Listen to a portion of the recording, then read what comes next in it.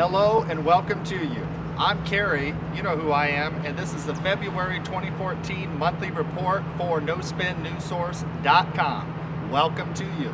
Now, we have a whole bunch of stuff to talk about today. Some of the announcements and topics will include, but not limited to, the following. Federal judge rules Detroit bankruptcy is legal. That means for all you folks out there that are city, state, county workers that are expecting to receive a pension, a retirement, expecting to continue to have your medical bills paid, well, don't expect that to work or last very much longer, because now precedent has been stated and set by a federal judge out of what would be regarding the ruling of the Detroit bankruptcy.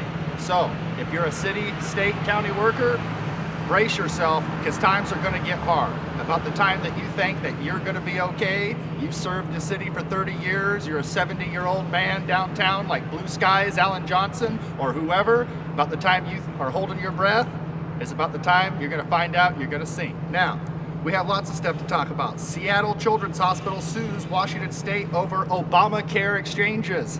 That's right. Anytime from now on that Western Washington is going after the Obama administration, which is where I'm at, Western Washington, which is where there's so many Obama lovers, I'm going to wrap it around and use it as an example and use it to get all my Seattleite friends and folks to get off the Obama train while they still have food and a life and a reason left to live for. Now, we are going to be talking about as well, New York City Board of Health approves mandatory flu shots for children. That's right, mandatory. Global warming proved false. Record lows in Antarctica with record ice levels. That's right. Global warming, au revoir, doesn't exist. We've got science right here. You think that's something? The Bubonic Plague is also back. That's right. Bubonic Plague, it's proven. U.S. warship almost runs into a Chinese warship out in the South China Sea. What are we doing over there to begin with, provoking China? What are we doing there to begin with? It must be the policies of George W. Bush and now Black Bush. Change you can believe in.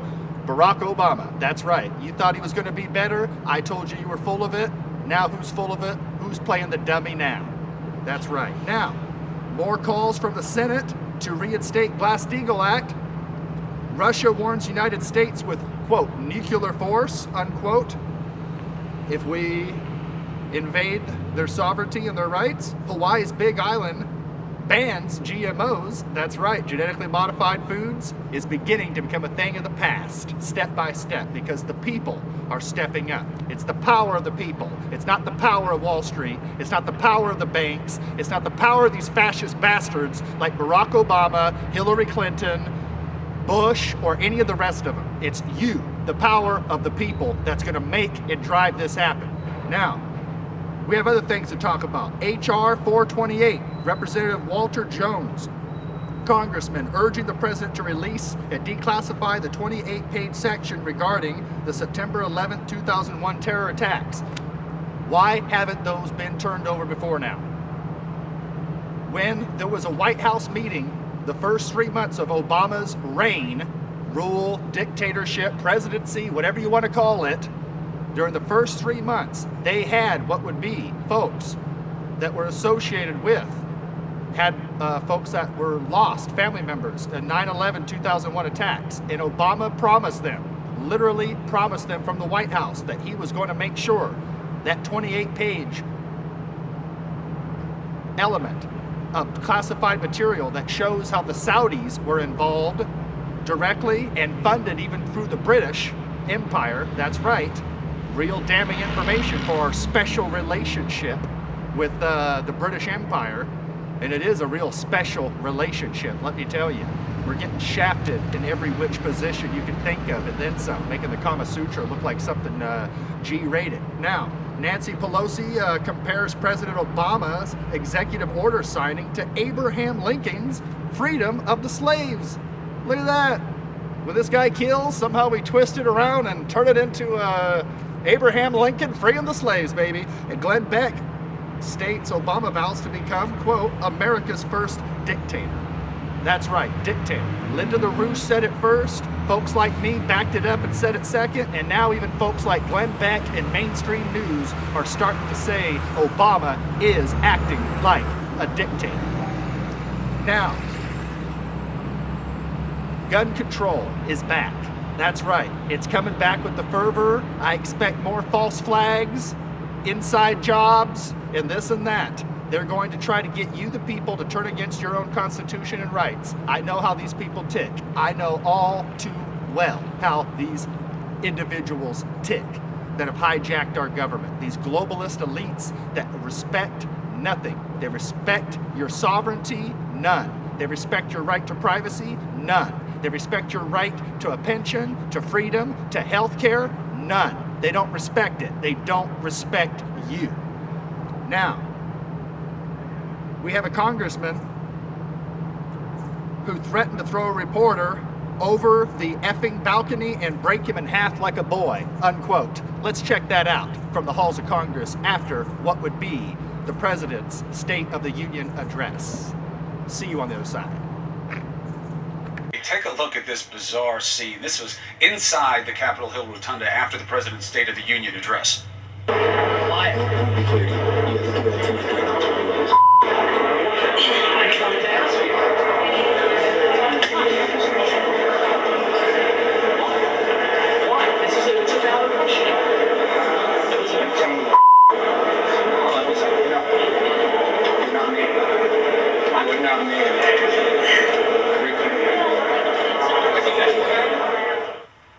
Almost impossible to believe, but you were just watching New York Congressman Michael Grimm physically threatening a local reporter who just asked about an ongoing federal investigation into his campaign fundraising. The reporter's name is Michael Scotto. He's with us right now. He's from New York 1, and Michael Grimm, of course, is going to face a whole new set of uncomfortable questions for him. Michael, it's great to have you. Nice to see you. I don't know what Grimm was thinking. You know, a kid from Floral Park isn't going to back down. You know, you got that Strong Island going. You just did a normal interview. You had to ask about the ongoing investigation. What did you make of his reaction? I was surprised by his reaction. I asked that question at the very end of an interview about the State of the Union address. I decided to throw in that question about the investigation because we had been waiting to hear from him on allegations that had surfaced just a couple of weeks ago, and I asked that question. I really wasn't expecting much of a response. I thought maybe he'd say, I don't want to talk about that, or, I've done nothing wrong, something to that extent, and then it kind of devolved into what we saw on television. Now, you can't hear it that well, so let's go through. It's a good thing you're a reporter, so you can tell us what happened. You seem to sense something in his eyes when he's looking back at you. What did you say? So what happened was we taped this segment basically as live. It was going to air as is. And I asked him that question, and he said, I don't want to talk about it, and walked off. So I then had to turn back to the camera and kind of explain as to why he left the interview. And I think it was during that time he got really infuriated and then came back to me once I had wrapped up and then leaned over and said what he said, basically saying that if I did something like that again, he was going to throw me over the balcony. I mean, I'm a New York City reporter. I'm used to pushback, but I had never encountered anything like that. No, right? I mean, look, you cover politics. It can get ugly. There's a lot of threats and things that go on. Do you believe the substance of the threat, or are these just angry words? No, I don't believe the substance of the threat at all. I mean, I'm not taking it personally. I just think he was angry by the fact that I asked that question, and I think he was even more angry by the fact that I kind of explained to viewers why he was not going to answer that question. So I'm not taking it personally. I'm not frightened by it. I think it's just, it goes with the territory. You know him. You've interviewed him a lot. You're a hard-nosed guy. Everybody knows that. You don't pull any punches. But were you surprised by his lack of discretion, coming back in front of a camera, whispering as if the mics wouldn't pick it up? He should know better. Yeah, I mean, that was surprising because he knew. I had told him that we were going to air this as is, so he knew that this was essentially, for all intents and purposes, a live situation. And he knew that the camera was rolling. He knew that it was going back to New York 1. So for him to come back and say that, I mean, was surprising to me. He had to have known, I mean, it's kind of PR 101, not to say anything like that in front of an open mic. His best defense would be this. Did you have a deal with him about what the interview would and would not cover? I won't ask about this. Was that any condition of... There were no preconditions when I spoke to him before. And welcome back to the show. Now let's talk about some articles here, shall we? You can see I'm already pumped up and going strong here. I don't know what it is, if it's because I'm outside of the studio or what, but today's just one of those days. Now, for articles, let's start out with something funny. We have Toronto Mayor Rob Ford, which is a crackhead, by the way. There's video footage showing him with African-American individuals kicking back, smoking crack at a party. That ultimately, crack-smoking Toronto mayor has a higher approval rating than that of President Obama. So what does that mean? A worthless crackhead has a higher approval rating than our president. It's funny and it's sad at the same time, and it's also the truth. China lashes out at United States for interfering in territorial dispute with Japan. Once again, we're rubbing shoulders and bumping elbows with people we don't need. If we go into war with Russia and China, it won't be like Iraq, it won't be like Afghanistan, it won't be like a lot of these nations that can't do nothing but talk from 12,000 miles away. If we go against Russia and China, they have the ability, through their first and secondary nuclear strike options, to wipe out both coasts of the United States and over half of the United States population. Do we want that kind of a war? No. Anybody that's rational and sensible in the Congress is going to say we would much rather make money and friendship with these other nations instead of war. So perhaps we may want to take the warning. Forbes.com article states Obama disdain for the Constitution means we risk losing our republic. So Forbes, not exactly somebody I quote very often for many reasons. It's not exactly no spin, new source material, to put it nicely, more often than not. But this time it is no spin, new source material to discuss when even they're saying we're closer to a dictatorship. Or, in their words, losing our republic, which is the same thing, just a little bit smoother of a version, not so rough like I tend to label it down. Facebook wants to listen to your phone calls. That's right, and it states it right there in the little app approval that you say yes to. That's right, they want to track you, they want to listen to you, they want to watch you. It's not just the NSA, it's big government, big companies. Too big to fail banks are taken over as number of U.S. banks falls to an all-time record low, according to Michael Snyder on December 3rd. The too big to fail banks have a larger share of the U.S. banking industry than they have ever had before. But what's interesting is we also have now less banks than we did during the Great Depression. Less banks, less competition. Less competition, bad news. Russia warns the United States of America, quote, we will respond with nukes, unquote. That's right. It's getting to the point now, and I'm not saying this stuff about Russia and China to make them look or sound bad. I'm making this clear right now. Russia and China are warning us. They're trying diplomacy. They're trying to work with us. They want to work, and they've invited us to be involved with the space program and many factors with them. They want collaboration. They don't want war with us. They're willing to have war, but they don't want war. Senator Elizabeth Warren to Bloomberg TV states, quote, we need Glass-Steagall despite the vocal rule. That's right. Senator Elizabeth Warren saying we need Glass-Steagall now, and not even the vocal rule is good enough. U.S.-Chinese warships narrowly avoid a collision in the South China Sea. An article by David Alexander and Pete Sweeney, which I mentioned earlier. The IMF, International Monetary Fund, just dropped another bombshell. They want you to pay up to 71% of all of your money for income tax. Now, how do you like that? You have say a $20 an hour job, it ends up being about $6 an hour. $6.66. Damn. I don't think that's going to settle in some people's stomachs very well. Now, over 100,000 people signed the anti-spying WhiteHouse.com petition saying you need a warrant to read my mail. That is awesome and amazing, to reform these government spying laws. We have what would be President Obama also stating recently that he is going to overhaul and change things of what the NSA does regarding the spying program. What he said was very little, but what he said was also quite a bit. It's sounding like they're wanting to take step by step, just like they did with every other element of sovereignty here in the United States. They want to make it to where even our own government, NSA, can't get information without going to some kind of a private group and getting their permission first. Now, at first, this may sound like Okay, this will allow the people to have a people watch group or base, and we'll have more insight and oversight and transparency. No, that's what they want you to think. That's not how it'll be. If we allow corporations and big folks, big banks to control the spying, then you're not going to see any more Edward Snowden leaks or anything else coming out. That's right. They'll make sure they put a hamper and damper on that real quick before anything gets to that point. What we see right now happening is very interesting, very scary. We see the sovereignty of the United States being taken away. The Federal Reserve and entities print our money, not the United States government, not Congress anymore. We see this in all kinds of other layers and levels. Here we go, folks. Get ready.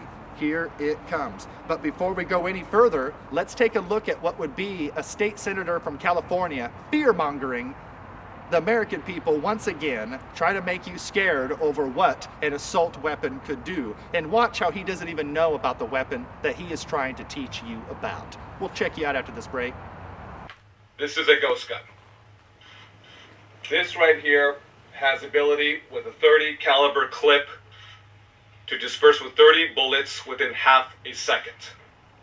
30 magazine clip in half a second.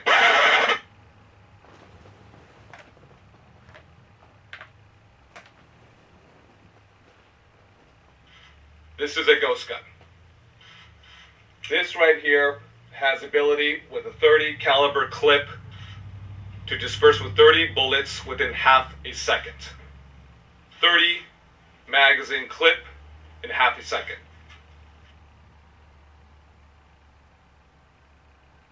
Doesn't even know what he's talking about. Typical government these days. And welcome back. Isn't it interesting how government usually uses fear, forms of fear-mongering? They tell you if you don't support us, what will happen. And a lot of times they're wrong to begin with, but they use the fear to motivate you. And interesting stuff nonetheless. So let's go on to some more articles. We have Xbox Connect. Could be a game changer for Homeland Security, as they want to use this for spying on you as well. That's right. So you think your children are safe, they're in there playing their game, but they're also being watched by the government as well. Inside, let's see here.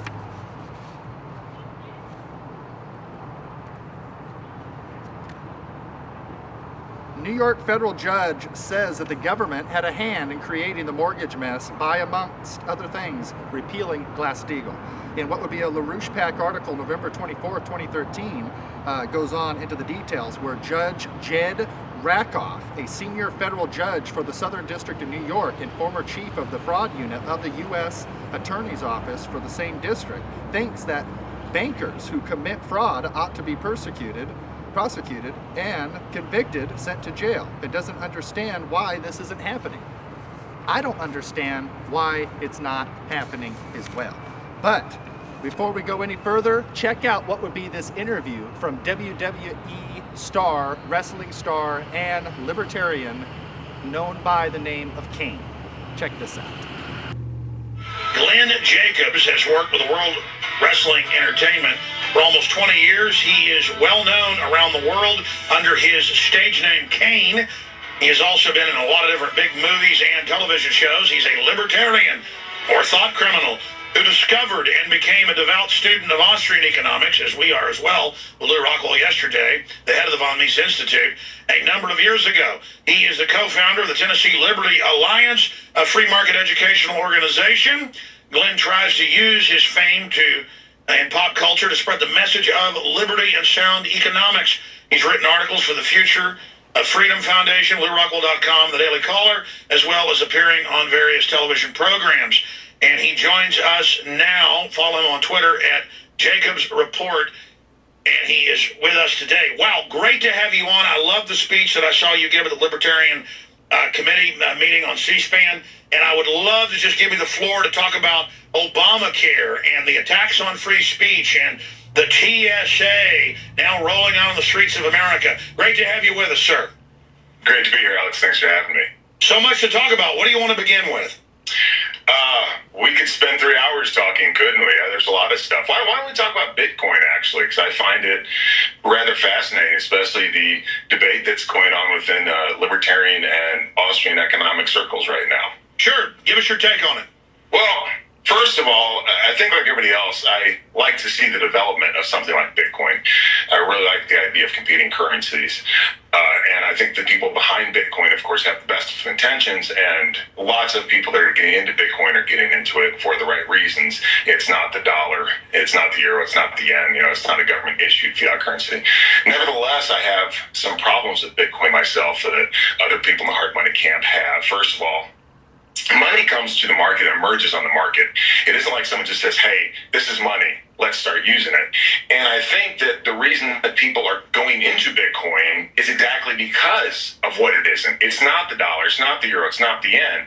Whereas if we look at something like precious metals, the gold and silver, yeah, we can argue they don't have intrinsic value from a theoretical economic perspective, and that's true. Nevertheless, they have a 6,000-year history of being money, of being desired for people, of being desired by people. People want the precious metals because of what they are.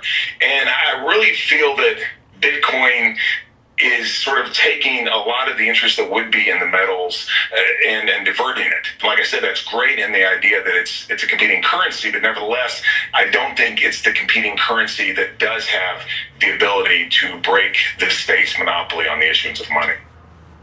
Very well said. Plus, they can use the unknown providence of this.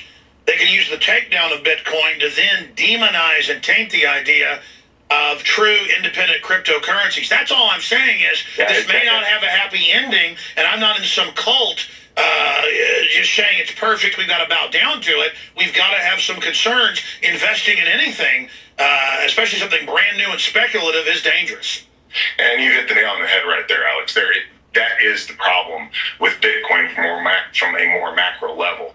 If we're introducing the idea of competing currencies, and then one of these competing currencies ends up in a bubble, ends up with a lot of people putting a lot of money into it, like I heard recently that folks are saying that Bitcoin could go to $100,000 a coin or even $1 million a coin. People are going to start getting into this thing because, wow, it's starting to shoot up in value. I need to get into it before the train leaves the station. And then all of a sudden the thing crashes. Then the statists are going to say, see, we told you, money is way too important for the market to handle. Only the government should be handling money. And it will, as you say, demonize the entire idea of competing currencies. Now, shifting gears out of that, let's look at the TSA, because your comments made national news, and I think more people should speak up. This is our country. The TSA's own internal documents that came out a few months ago admit they've never stopped a real terrorist. Now they're running checkpoints on the highways and are becoming a federal police force. What's your personal take on it, and what have been your experiences? Well, the TSA as an organization, as an agency, is in standing violation of the Fourth Amendment to the United States Constitution, which says that we should be free to go as we please. There should not be unreasonable searches and seizures without due process of law, without a warrant being issued. Showing up at an airport to get on a commercial airplane is not probable cause. And what the TSA does, despite the fact that, again, you look at TSA agents as individuals, and many of them, of course, are very decent people trying to do a good job, trying to do what they think is right. Nevertheless, the organization itself is a means by which the government is basically getting into our business when it doesn't belong there. The only contact that we should have with federal authorities is when we are in the process of committing a crime or we are thought to be about to commit a crime. And that's about it. And this idea that they should be questioning us, that, of course, with like the NSA, that they should be listening to everything that we do, that everything goes into a federal database, that they should just be in our business in general, as they are, is very dangerous to freedom. And unfortunately, it is indicative of the fact that many Americans have traded their liberty for security, and we were warned against doing that by the founding fathers. What is your view of the dictatorial move of Obama particularly, and on so many issues, bypassing the Constitution? And in your gut, what historic point do you think we're at? Are we near the tipping point? Is there an awakening? What does your gut tell you? Because you come off as a really informed, well-researched, smart guy. I think we are close to a tipping point. I mean, of Of course, we can't predict economics. A lot of us thought in 2007, 2008, that was really the beginning of the end, right? But the world economy is very complex, and there are all sorts of different dynamics at play. So we don't know how long things can go on economically. They could go on for a few years. They could go on for a few months. We have no idea. And there's probably equal chance of either. I do believe that we are at a tipping point, though, because there's an undercurrent that people are just tired of all this. Freedom and liberty means being able to live your life as you want to live it, so long as you're not hurting anybody else. What is wrong with that? That's what I don't understand about people that disagree with libertarian philosophy. How in the world do you say that people should not be able to live their life as they wish if they're not hurting you? And that's for everybody around the world. I think that's what everybody wants.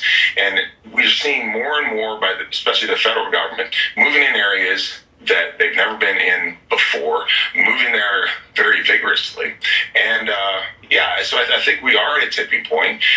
I think our job is to educate as many people as possible, because I don't think that there's any way to stop what's going to happen. I do see that I think that we're going to have horrendous economic times coming up. The bright spot in all that is, yes, that will allow for a paradigm change. So we have to educate people before we get there to understand what the real problems were, what caused the problems, and how we solve the problems on the other side. And in the end, I think that once we get through this crisis, we will see a golden age of liberty and freedom. I really do believe that. I agree. Glenn Jacobs is our guest. I just hope we can hold off a violent revolution so that we can just restore our republic somehow peacefully. What does the Kane in you think about all this? I guess Kane would be a fan of tyranny. Yeah, he probably would be. Luckily, I'm not. And but violent revolution, of course, is not the answer. And that will only bring more problems. As we've seen throughout history, when there have been violent revolutions, we have to look at what comes next, and often what replaces what the current paradigm is something far worse. So I really do believe that education is the key, getting people to understand the problems, getting people to understand what caused the problems, and getting people to understand how we solve the problems. And solving the problems does not mean giving big government more power. It means giving big government less power, downsizing the government as much as we possibly can. Ron Paul says that an idea whose time has come can't be stopped. An army can't stop it. It's more powerful than an army. Once you're able to change hearts and minds, you're able to do tremendous things. And that's one thing I found in my own life. I may not be able to control everything that goes out on the rest of the world. What I can control is how I think about things, educating myself, trying to enlighten other people, or at least give them the ability to think about things differently, at least give them a different perspective. And that has made tremendous differences in my own life. And I think for the population at large, that is the key, is to at least expose people to a different paradigm, to show them that there is a red pill, and we can't make them take it, but nevertheless, we can at least show them that the thing exists, and that's a step in the right direction. They want to use class warfare when it's Warren Buffett, the biggest recipient of banker bailout money, lobbying to raise taxes on the middle class. Yeah, Alex, I wrote an article for the Daily Caller, and the title of it, this is a while back, the title of it was, Does the Free Market Cause Wealth Inequality? And it does not. Of course, there are always going to be people that are going to be wealthier than other people because they have different and better talents, or they're smarter, or they have better luck, or they just plain work harder. But what causes wealth inequality is big government. What has caused the explosion in the wealth gap that we've seen since the financial crisis in 2007, 2008 is the fact that the Federal Reserve has pumped trillions of dollars out into the economy. You and I haven't gotten it. The middle class has not gotten it. The people on Wall Street have gotten it. They've used that to buy assets at lower prices, and then as more and more people, of course, buy the assets, those assets go up in price. That's what causes wealth inequality. The free market actually narrows the wealth gap because we can all produce in a way that we want to, and we can all become as big as we want to be. Very good friend that grew up in Canada. He was told all through school that the Canadian health system was the best in the world. Of course, until he needed to get an MRI and had to wait 6 months, but he was able to cross the border. He lived in Toronto. He was able to come to Detroit and get the MRI that day. There's a problem there. But yeah, a lot of folks around the world, unfortunately, have been propagandized to believe that socialism, which is really, in many respects, communism light, is the ultimate political arrangement for human beings. It's not. It does lead to mass poverty, and it leads to misery. Give us your take on what you think is most important, other news items that you think need to be discussed. Again, there's so much stuff. The Federal Reserve, to me, is the most important issue that we deal with. Its 100-year anniversary is Monday. Yeah, and Janet Yellen, of course, is going in as the new Fed chairman. The other day, the Fed just said that they're going to taper about $10 billion a month. They're still pumping $75 billion a month into the economy, and if you look at their balance sheet, it's more than that. And the reason the Fed is so important is because it empowers big government. People don't like to pay taxes. When taxes go up, they tend not to vote for the people who are in office. So the politicians and the central bankers figured out a way to circumnavigate that. We'll print the money that will buy the services that people expect from the government, and then people pay for it through price inflation. But of course, because the price inflation comes later, and because it's hidden, because it's generally embedded in the price of products, we can blame that on the market. We can blame that on business people. We can blame that on, greedy oil companies or whatever. So to me, that's the most important issue, is the Federal Reserve. We can't talk about that enough. We have to audit the Federal Reserve. Bernie Sanders showed, this guy's a socialist, and he was able to come out and show that the Fed lent out $17 trillion in 2007, 2008. You and I didn't get it. Who got it? The people on Wall Street. But we wouldn't have even known about it if he hadn't done that investigation, because the Fed had lax transparency. And I absolutely think that if the American people could see what the Fed really does and who benefits from their policies, they realize that all this stuff about stimulating the economy has nothing to do with stimulating the economy. It's about stimulating the bonuses on Wall Street. That's right. Glenn Jacobs joins us here, known as the wrestler Kane. Understanding monetary policy is very important. I follow Kyle Bass, who did some great work in the lead up to the housing bubble. And his prognosis is that Japan is going to be next to be hit with the debt bomb because of their demographics and because of the fact that they've been printing money like crazy too. Then it goes back to Europe. Then again, you can't really put a time frame on this, but he says in 4 to 6 years, we'll see the debt problems emerge here in the U.S. And, folks, that's an enormous problem, because if we can't sell our debt anymore, if the Fed has to, which is already doing to a great extent, but if the Fed has to completely buy the government's debt and has to monetize like crazy, if the dollar perchance loses its reserve currency status, that is, if other countries around the world prefer not to trade in dollars or to hold dollars as backing for their own currencies, we're in a lot of trouble. Because then all the inflation this is what's happening now, is when the Fed prints money, the inflation doesn't necessarily stay here in the U.S. It goes into the capital markets like the stock market, but it also goes around the world. If it doesn't do that and it stays here, we will see a massive, perhaps a hyperinflationary event, and that will tear society apart. And that's something we should be aware of course. Let's talk about World Wrestling Entertainment briefly. What's the average political makeup there? Are people waking up there? Are more people going to speak out there? Where do you think that's going? Because you've used your fame to help promote liberty. Are other folks going to be joining you? And what are you doing running for political office? I have no plans to run for political office now. Maybe in the future I might do that. As far as my colleagues, Alex, the reason that most people don't pay attention to stuff is they're just trying to make a living, man. They're trying to pay taxes. They're trying to take care of their families. They're trying to deal with all this stuff that life gives you in general. And then on top of that, we have this enormous paradigm shift, which I believe is on the horizon. But like most people, I think our guys, they do. There's a libertarian streak, and as far as don't really like taxes that much, because we have to pay our own taxes. We're independent contractors, which means that we have to write a check out to the IRS, and nothing will bring your religion faster than actually having to sit down and sign a big old check over to the. Well said. Hey, listen, you got to promise to come back, and next time you're in Austin, come in studio. All right, man. Well, thanks for having me on. Thanks a lot. Powerful.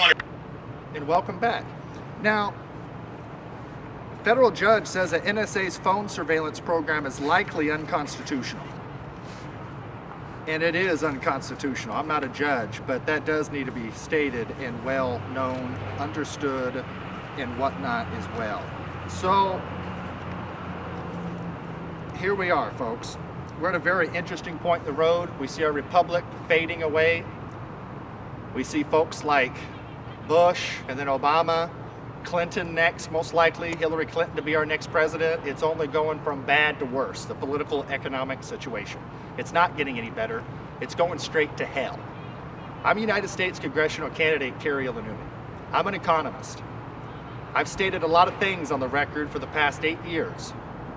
I've only been wrong about a couple of small, light variables in general. So I have literally a 99-point-some-odd% accuracy rating. So usually when I say something's going to happen, political or economic, it tends to happen. I'm only 30 years old. I've been out here forecasting for a while. But that's just how it is. Sometimes the information comes from the least likely folks, even from a guy with long hair from the Seattle area like myself. Now, let's check this out here. President Obama promises that you can keep your doctor if you like your doctor. Do you remember those promises back on the campaign trail in 2008?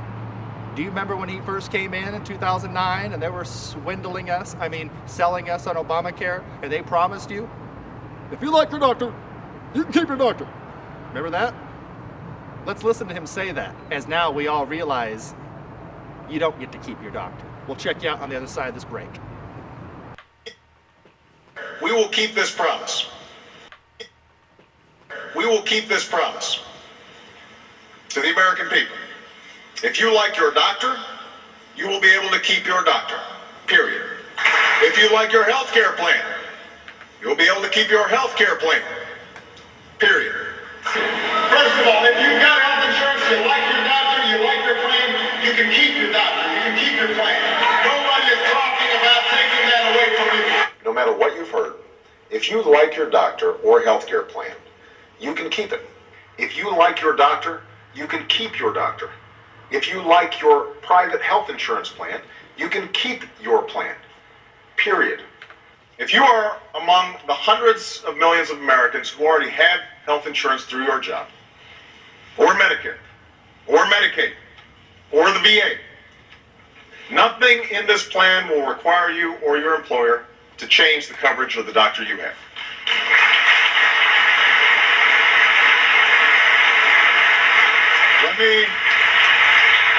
Let me repeat this. Nothing in our plan requires you to change what you have. Our approach would preserve the right of Americans who have insurance to keep their doctor and their plan.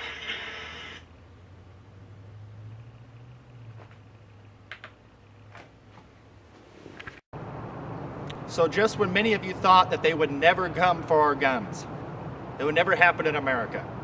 That's what somebody in my family said. He said, quote, Kari, it would be political suicide, was the exact quote. This is by an elderly individual that served 20 years in the military, that was working with the CIA and special operations before I was ever even conceived of in 1983. Or considered to be conceived. So, interestingly enough, we're at a point in the road when things are rotting, when things are falling apart. People want to look for a knight in shining armor to come riding through. Well, I'm here to tell you, it's the power of the people. Like I said at the beginning of this presentation, it's the power of the people that drives this. It's you, the people, that voted for Bush. It's you, the people, that supported Obama twice in a row. And I'm willing to bet you, the people, are probably going to vote for Hillary Clinton in 2016 as well. Some people just don't learn, or perhaps they're a little slow. But I'll be here to remind you every step along the way that I told you so. I'm going to do what's right. I'm running as an independent, not a Republican, not a Democrat, because I'm tired of the games from both sides. Republicans really aren't acting conservative like they're supposed to these days, and Democrats, well, we saw them going against the war driver of Bush, certain senators such as Clinton, Obama, John Kerry, and others, but now it's the Democrat, Obama in office, and now these people are funding Al-Qaeda. How things trying to change when all of a sudden they're boys in office and they get a piece of the pie. So we have more videos at the end here for you. We're finishing up and wrapping this up. This is a special time for humanity. Things are changing and opening up, and I'm counting on you, the people, to elect new people in the local, regional, and state level of government, and to Congress as well. And if we take over the local and the state level, then we'll see a president eventually occupy the White House that reflects the interest and needs of you and I, the middle and lower class, the American people, the general welfare clause of the American Constitution, the preamble, which is what anybody who's ever been sworn into office has agreed to do under oath and testimony. I'm Kari Ilonummi. This is NoSpinNewsSource.com with your monthly report. We will see you next month for March. God bless each and every one of you, and thank you for support like you have. Teach your friends, teach your family. Don't worry about what they'll think of you. Do what's right. It'll pay off in the long run. Thank you, God bless, and see you soon. The gun lobby and its allies willfully lied about the bill. They claimed that it would create some sort of big brother gun registry, even though the bill did the opposite.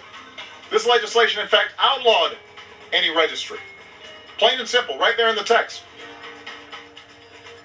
That was President Obama last April. Well, the gun registrations have begun in the U.S. My question is, how long until guns are confiscated?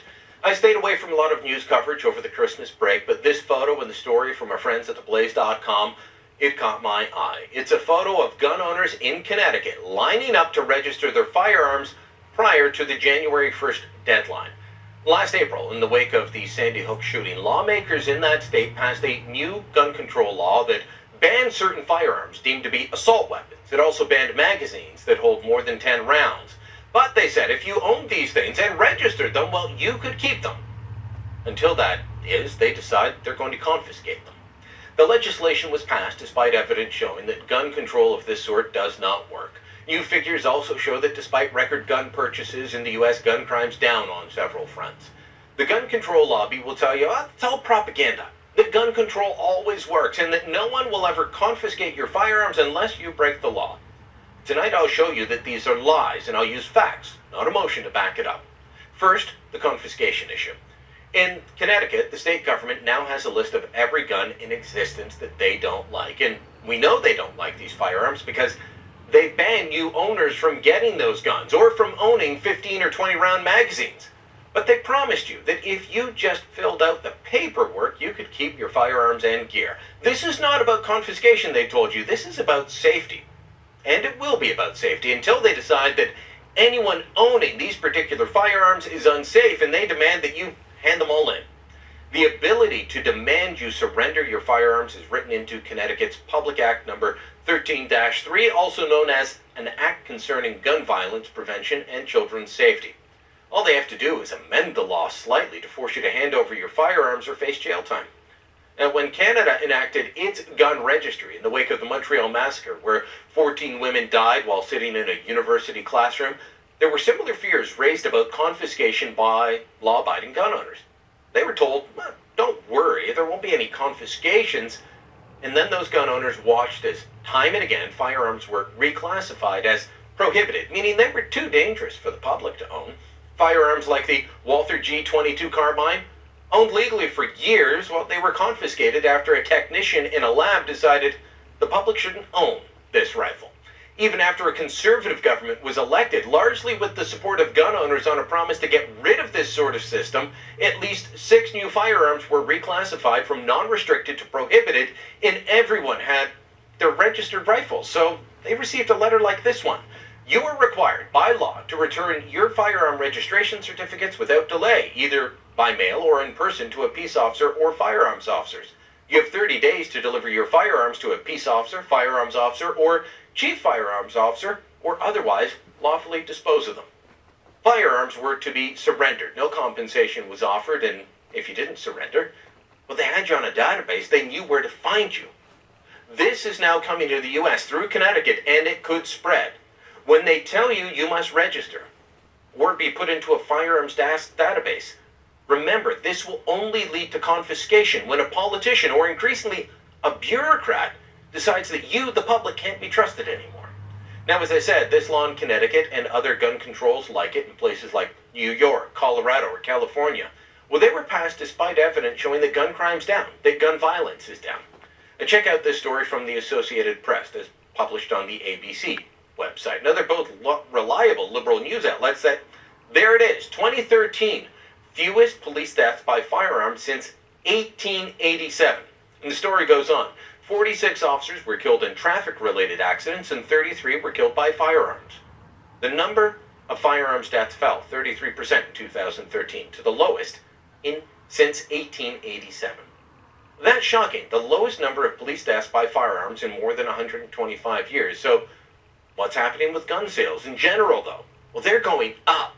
Bloomberg News, owned by anti-gun crusader Michael Bloomberg, reports that between 2008 and 2012, the number of background checks conducted when people attempted to buy guns, well, they were up 54%. There were 19.2 million background checks in 2012, and that number will be surpassed when the full 2013 numbers are in, because most states already report having more or an equal number before December's numbers are even counted.